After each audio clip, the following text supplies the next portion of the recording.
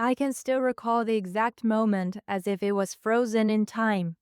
I was standing at the end of the long mahogany table in the conference room, carefully placing a fresh stack of acquisition documents into leather binders.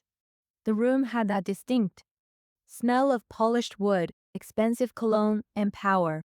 Nathan Carl, the CEO who ran our multinational company like it was his personal empire, leaned back in his chair, that trademark smug grin playing on his lips. "Mandy," he said, almost as if my name was a joke. "You're a secretary, not a lawyer. Maybe stick to stapling things, huh?" A few of the executives chuckled. I felt my neck burn with embarrassment, but I kept quiet. I simply nodded and placed the binder in front of him. I had worked at Carl Holdings for 8 years, starting as an admin assistant.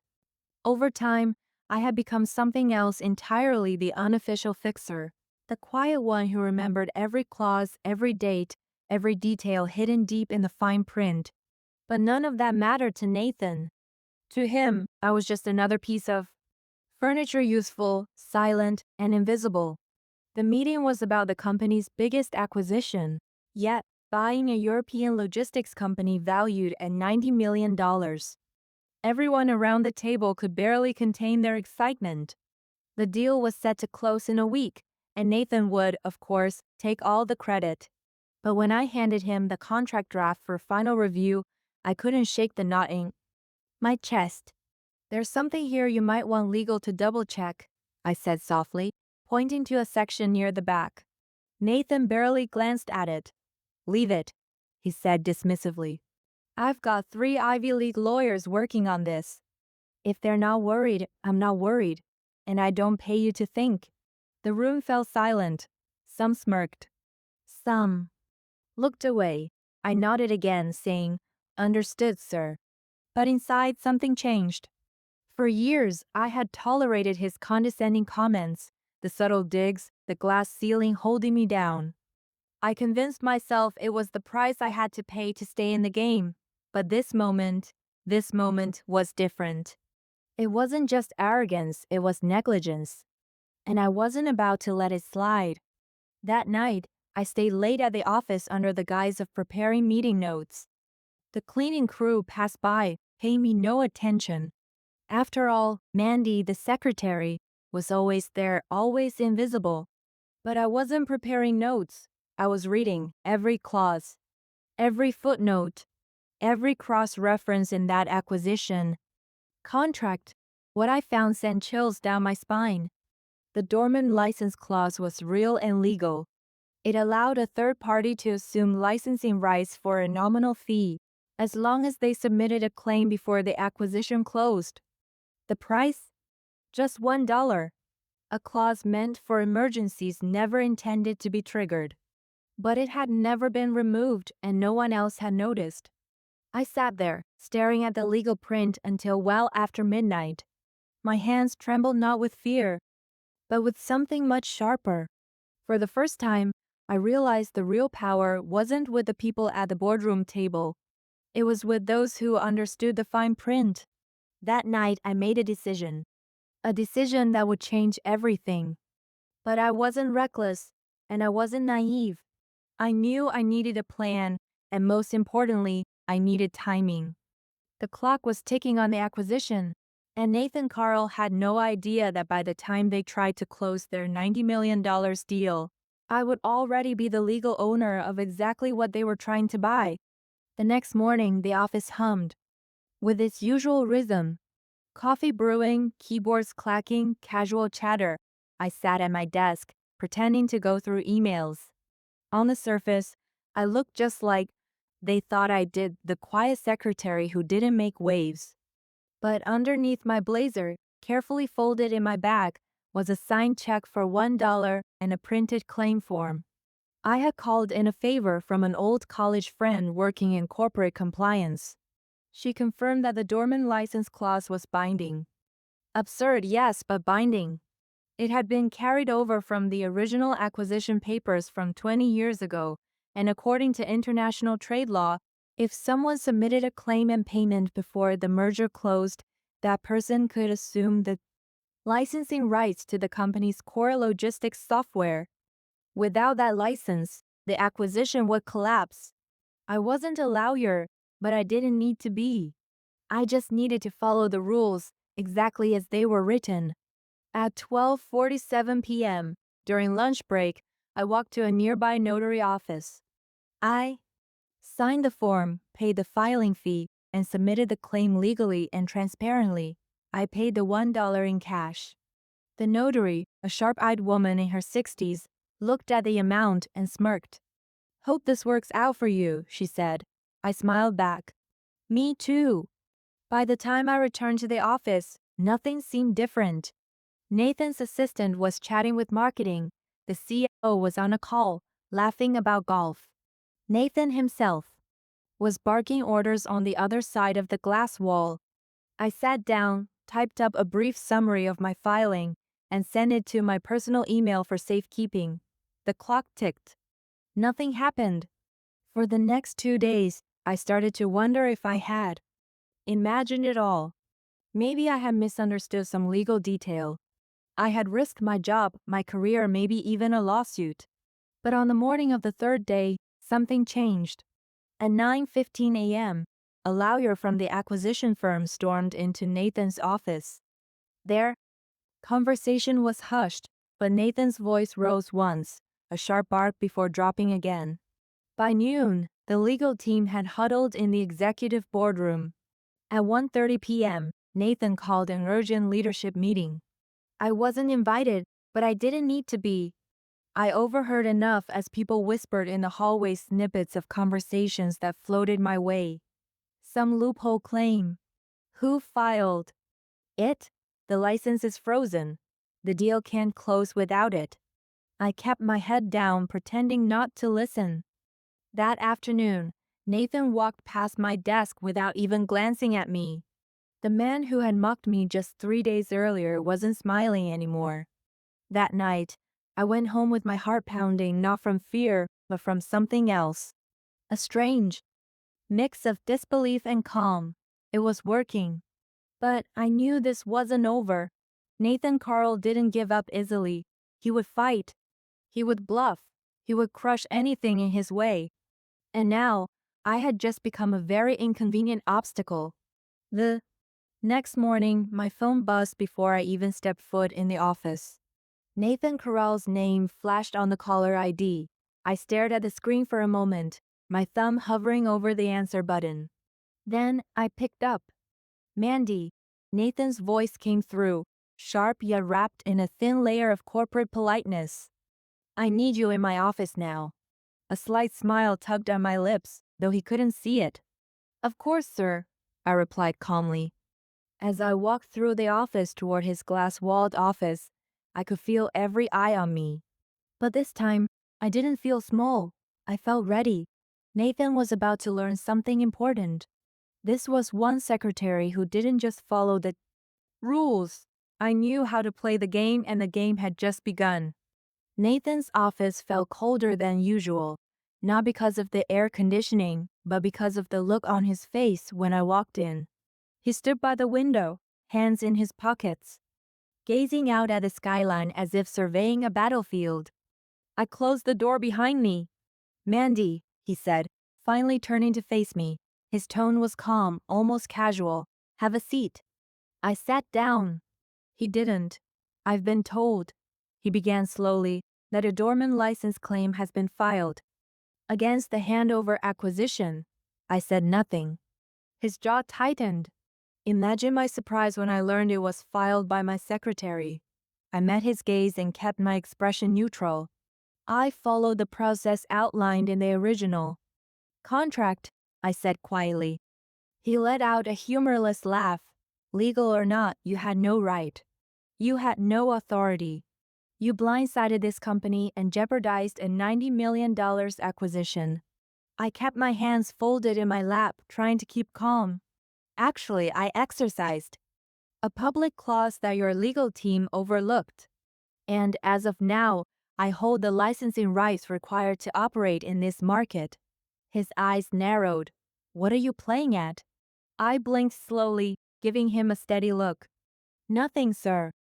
I'm simply ensuring my rights as per the agreement terms. The silence stretched between us. For a moment, he said nothing. Then, with a low chuckle, he circled behind his desk and sat down, folding his hands like a poker player preparing to raise the stakes. You want money? He asked, his smile sharp. I tilted my head slightly. Excuse me? He flashed.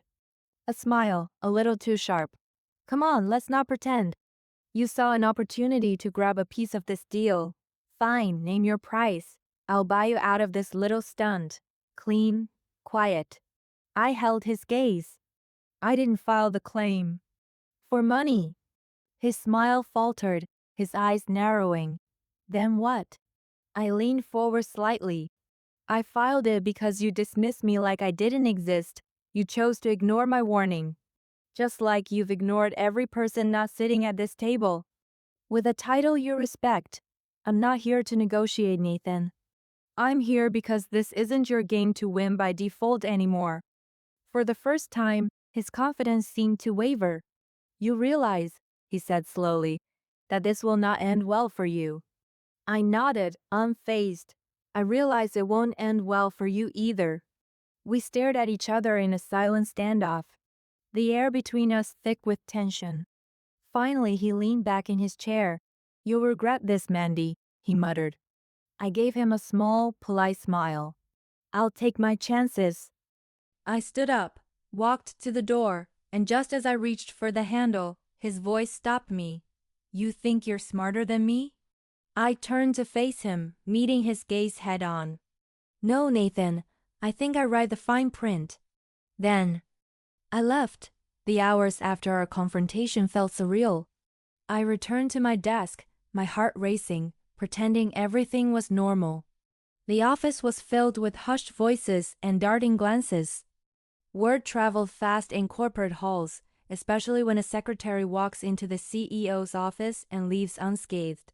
By late afternoon, the company's legal team was in chaos. I overheard two junior associates whispering in the break room. They can't close the deal without the license. Who even filed it? I heard it was Mandy. I kept walking, but I wasn't naive. I knew Nathan wouldn't let this go quietly. The first strike came before I even left the building. At 5:03 p.m., an email popped up in my inbox from HR. Subject: Formal inquiry into conduct. Immediate response required. I opened it calmly, though my pulse was steady. They were investigating me for unauthorized interference with corporate contractual agreements. I almost laughed. Almost, because I had seen this tactic before, a classic. Corporate move to discredit someone, make them appear as the rogue actor before they can defend themselves. But I was ready. I forwarded the email to my attorney. Yes, I had hired one 2 days ago. I wasn't walking into this unarmed. Nathan thought it was still his game. What he didn't realize was that I had already flipped the board. The HR inquiry wasn't a surprise, but what came next was. The next morning, I arrived at the office early, determined to stay one step ahead of whatever Nathan had planned. The first thing I noticed was that my computer was locked. A red screen blinked at me. Access restricted. Please contact IT. I took a slow, steady breath. At 8:30 a.m., I got called into HR again. 2 people were waiting for me, the head of HR and a corporate counsel I'd never seen before. We've temporarily suspended your system access, the HR director began, folding her hands neatly on the table. Pending investigation into recent concerns raised by the executive office. I nodded calmly. Is that correct? Richard asked, his voice steady. Yes, sir. Were company resources used? No, sir. Did you act on proprietary information not available in public records? I shook my head. The clause I acted on was part of the original acquisition agreement, a public document accessible through corporate filings. Richard nodded. Once. Thank you. Then he turned to Nathan. And you, Mr. Carl, were you made aware of this potential issue prior to the claim being filed? Nathan's jaw tightened. She, yes or no? Richard pressed. Nathan's nostrils flared. Yes. Did you investigate the concern? Nathan hesitated, then muttered, I dismissed it. Silence settled in the room. Richard leaned back in his chair, folding his hands. Noted. The next hour was a careful dissection. They reviewed Nathan's mishandling of the deal, his refusal to escalate concerns, his attempt to retaliate through HR, and the formal complaint I had submitted through my legal counsel. Every step Nathan had taken to discredit me now became evidence against him. He tried to defend himself, excuses, half-truths, and even shifting blame to his legal team, suggesting I acted out of spite. But the board wasn't buying it. I didn't need to say much. The facts spoke louder than any defense I could have given. Finally, Richard delivered the verdict. Effective immediately, Nathan Curl is placed on administrative leave pending further review. The board will appoint interim leadership until a final decision is made regarding his position. Nathan opened his mouth, but Richard raised his hand, silencing him. You may collect your personal belongings under supervision. Your access is revoked as of now. Nathan's face turned crimson. He shot me a look not of anger, but disbelief. I met his eyes with steady calm. For once, he had no words. When the board adjourned, Richard pulled me aside. You handled yourself with professionalism and restraint, he said quietly. I respect that. Thank you, sir. He gave a small nod. We'll need your help navigating the fallout. Hanover's lawyers are already asking questions. I'll be ready, and I meant it. Because this wasn't about revenge anymore. This was about doing what Nathan never understood, protecting the company by doing the right thing. The official announcement came 2 days later. Nathan Carl stepped down from his position as CEO, citing personal reasons. No press release, no farewell statement. Just a quiet internal memo that landed in everyone's inbox before 9 a.m. But no one believed it. The office buzzed with whispered versions of the same story. The board pushed him out. The acquisition almost collapsed, and somehow the secretary had been at the center of it all. I stayed silent. I wasn't interested in office gossip. What mattered was the deal. With Nathan gone, the handover acquisition moved forward. But this time, with full transparency. The board appointed Richard Clark as interim CEO. He insisted on a revised negotiation team. And to my surprise, he asked me to be part of it, not as a token assistant, not as a silent note-taker, but as a recognized advisor. You've proven. You understand what's at stake, Richard said during our first strategy session. And you know better than most how to read between the lines. I accepted with conditions. I wasn't going to be a figurehead. I wanted clear authority on compliance checks and contractual oversight.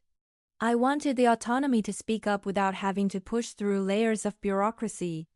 To my surprise, Richard agreed without hesitation. Consider it done, he said.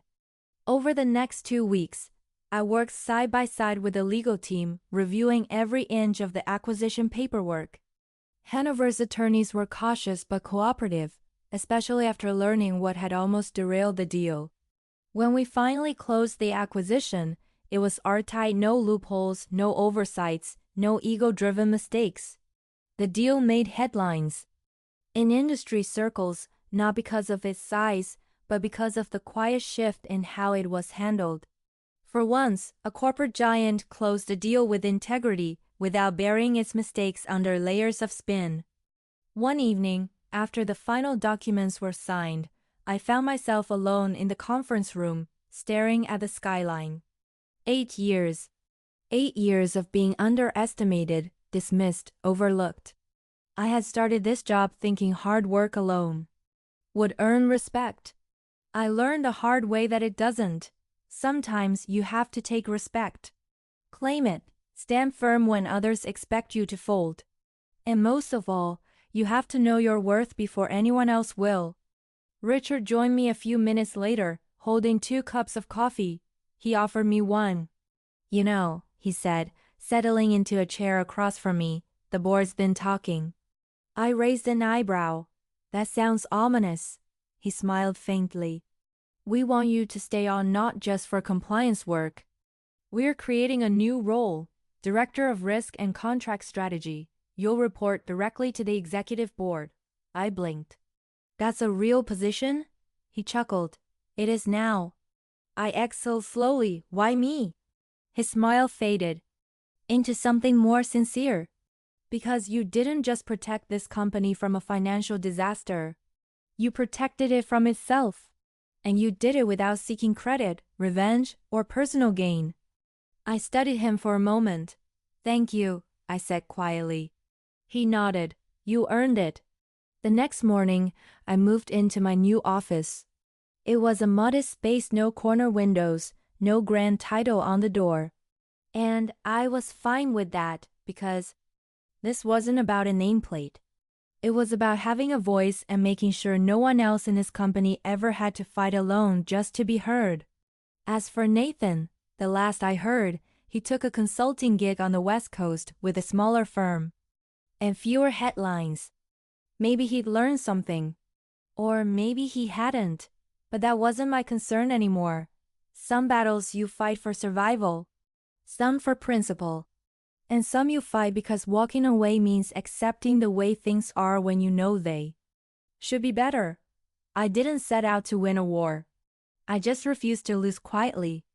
And in the end, that made all the difference.